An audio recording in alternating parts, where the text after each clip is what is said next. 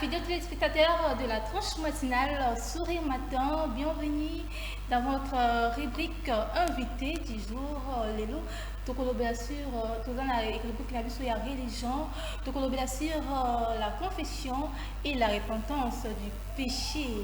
Batu belé, batu ça sans pour autant mettre un peu pour se repentir ou encore pour confesser et pas à Moussal Nzambe moi encore bien prier au Seigneur Nzambe alimbisa na bewana, mais la plupart des personnes bah ça la kayango te bah misika kaka bon, même si ça y mabe pas na y mabe comme bola.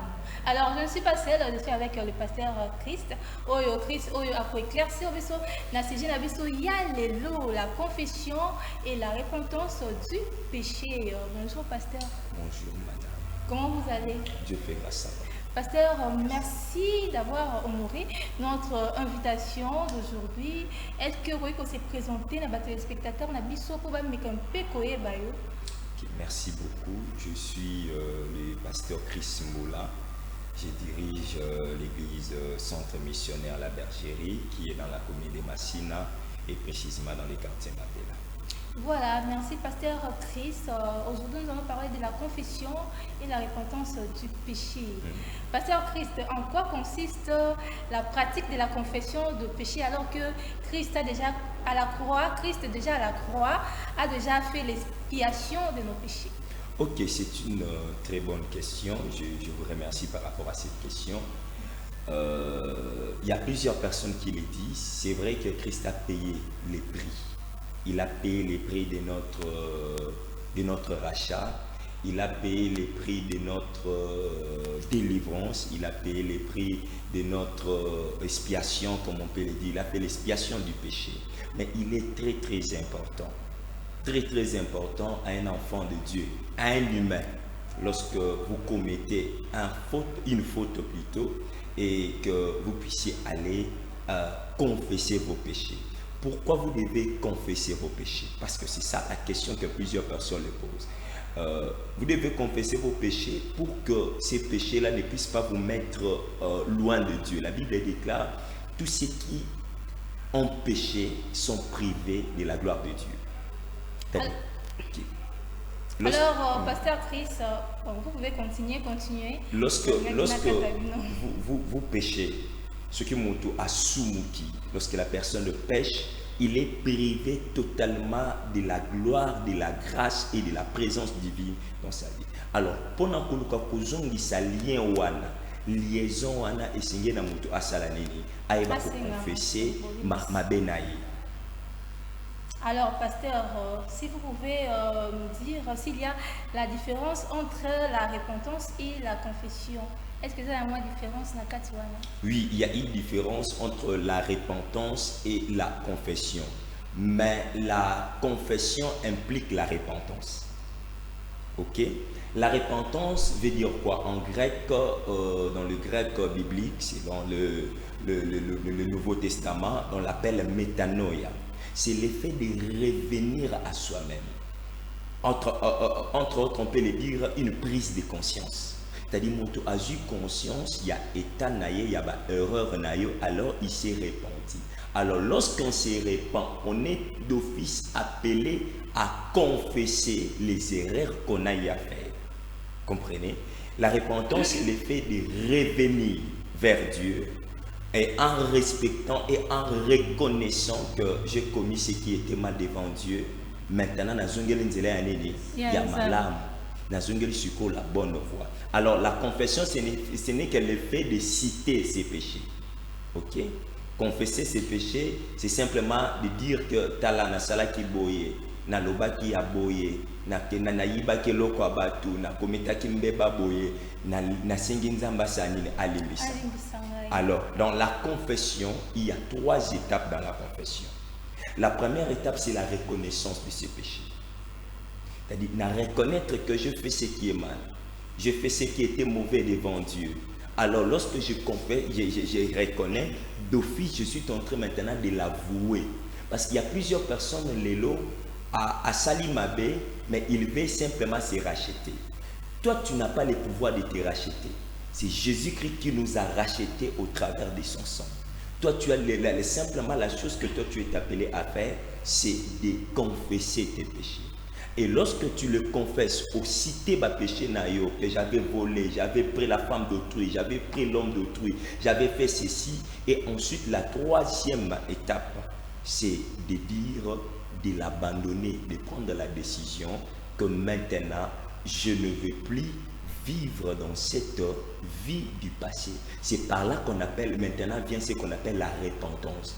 C'est-à-dire, moto azongeli ba sens nae normal, à confesser, à se repentir, puis à zongeli maintenant attitude nae normale. C'est ça ce qu'on appelle la différence entre la confession et la repentance. Pasteur Christ, d'un côté, Christ est mort, il a expédié le péché. De l'autre côté, nous devons commencer à confesser, à réparer. Tous les fois que nous arrive de commettre une erreur, est-ce que l'expiation ne concerne pas ce que nous faisons au quotidien, comme erreur, comme faute, comme lacune, tout ça? L'expiation concerne tous les péchés qui se font sous le soleil, c'est-à-dire sur la terre. L'expiation du Christ est en train d'être faite à Sala Moussala où ils allaient accomplir la Macambonion surtout. C'est-à-dire la minute où si tu pêches, lorsque au Sumuki, si tu demandes pardon à Dieu, il y a la grâce de Dieu qui est là. Parce que Christ a déjà péché, a déjà payé les prix de l'expiation. Pour moi et toi, pour toute l'humanité. Mais le problème c'est que tu as péché aujourd'hui. Ce n'est pas le même péché que tu as péché aujourd'hui que tu vas encore les répéter. Voyez, l'homme est à la chair. Or, la chair, selon la parole de Dieu, on le dit toujours que la chair est faible. La chair est pécheresse. Tout le monde sur la terre commet des erreurs. La Bible le dit, il n'y a personne, aucun homme qui est juste. On est déclaré juste au travers de la grâce de Dieu, au travers du sang du Seigneur Jésus-Christ. Pasteur Christ, est-ce que le manque de confession peut empêcher quelqu'un à accéder à une bénédiction de la part du Seigneur? Oui, bien sûr que oui. Le manque de la confession te privera beaucoup de choses. Je viens de citer un verset, la Bible dit que tous ceux qui ont péché et tous ceux qui ont péché sont privés de la gloire de Dieu. C'est-à-dire, lorsque vous péchez, vous êtes automatiquement privé de la gloire de Dieu. Il y a certaines choses pour être résolues dans votre vie. Cela ne demande que vous puissiez confesser.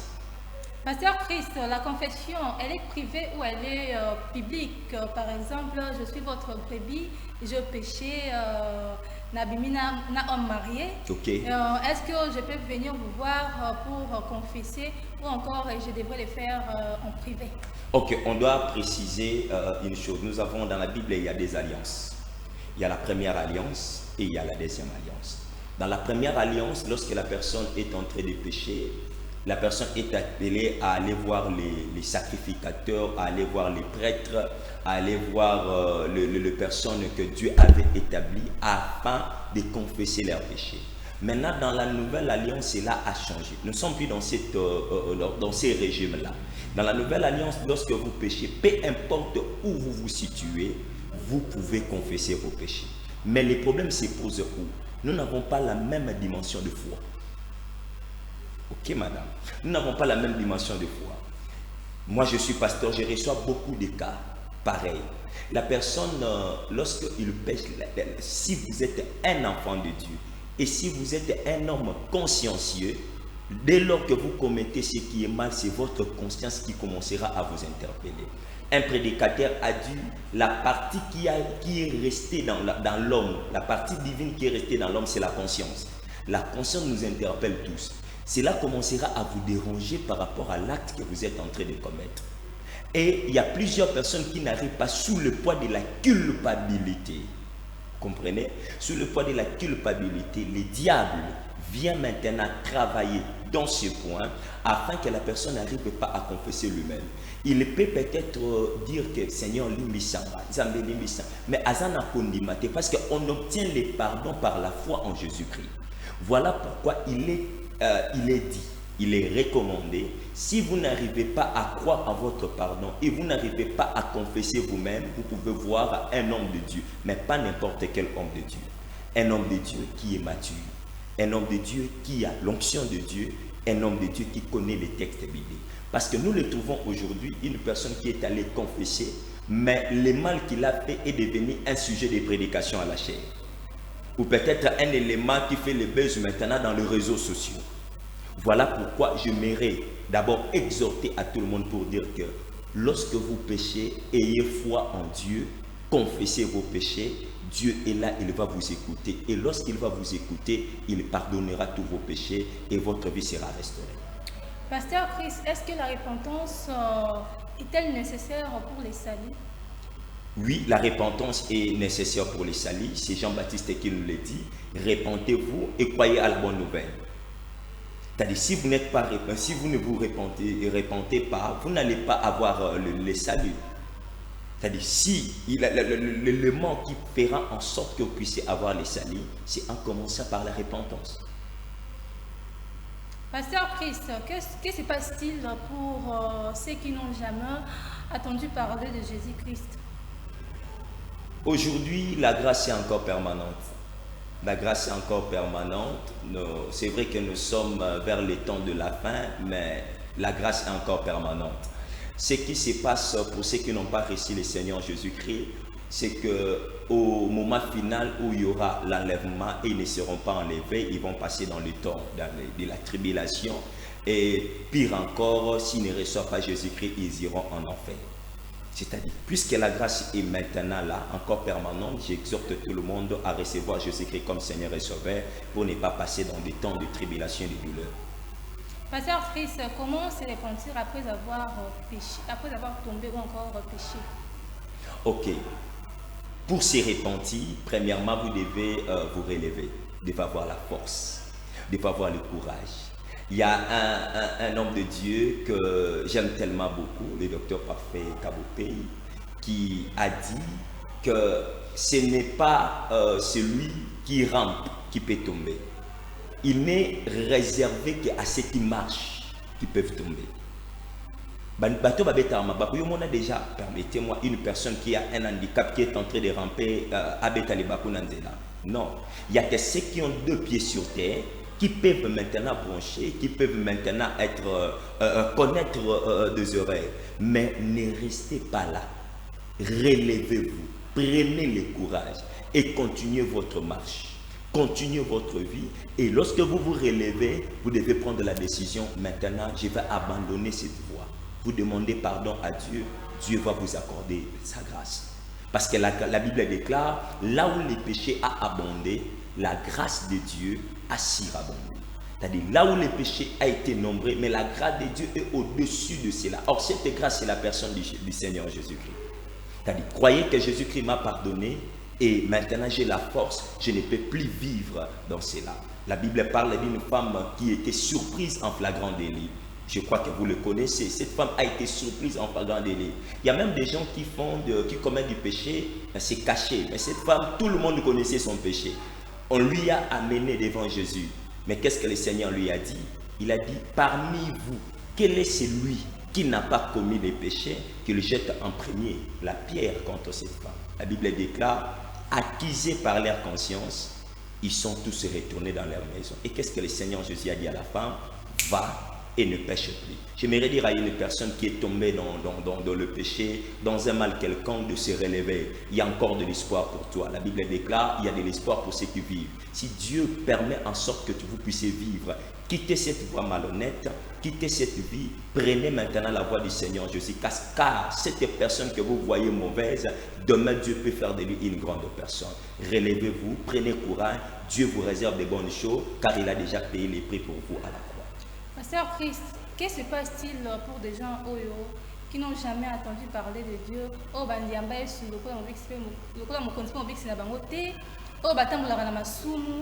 Mais na dernière minute, na kufa andimi à se repentir na dernière minute. Est-ce que masumu na yoana ekoli misama ou ekoli misamate? Oui, Dieu va pardonner ses péchés. Nous avons un exemple dans la Bible du voleur qui était à la croix avec Jésus. Il était un voleur réputé et ce n'est pas n'importe quel voleur qu'on arrive à prendre. Ce qui va mener à niveau de l'ingola gisake mboka mobimbele mbaki l'ingola gisake ayibaki pendana bandenge moamabe. Mais la Bible déclare que ce jour-là, le Seigneur Jésus-Christ était aussi pendu avec eux. Ils étaient deux mais l'autre a refusé de se repentir. Mais l'un a dit, pardonne-moi mes péchés et souviens-toi de moi lorsque tu seras dans ton royaume. Vous savez ce que Jésus-Christ lui a dit? Il lui a dit, aujourd'hui même, vous serez avec moi dans les paradis. C'est-à-dire, Dieu est capable, même si vous avez commis vos péchés. Mais j'aimerais dire à une personne, j'aimerais donner une petite remarque. N'attends pas la dernière heure pour te repentir. Parce que la dernière heure peut être fatale pour toi. Ok? Parce qu'il y a plusieurs personnes qui se disent comme ça que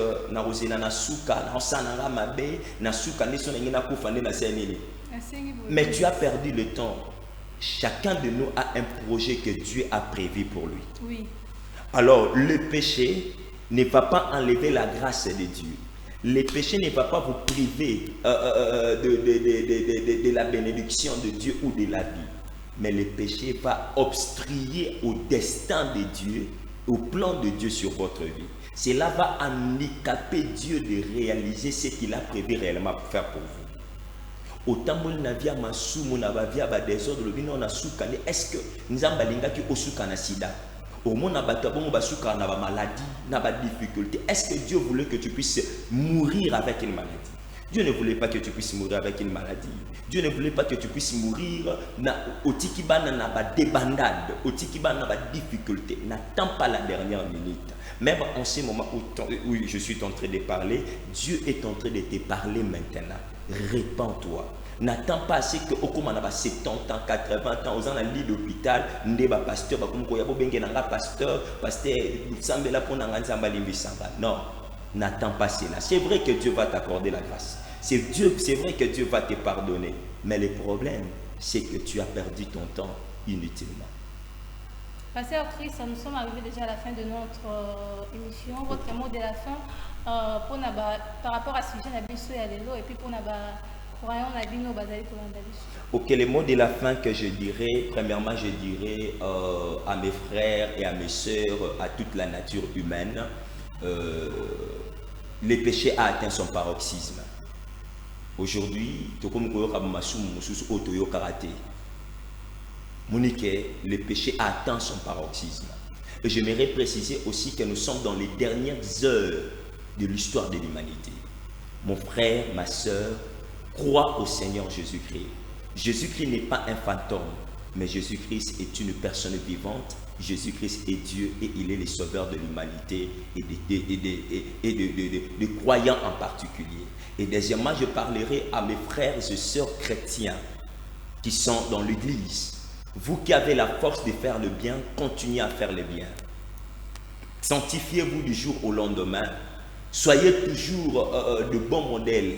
Soyez toujours cette lumière qui est en train d'éclairer les autres.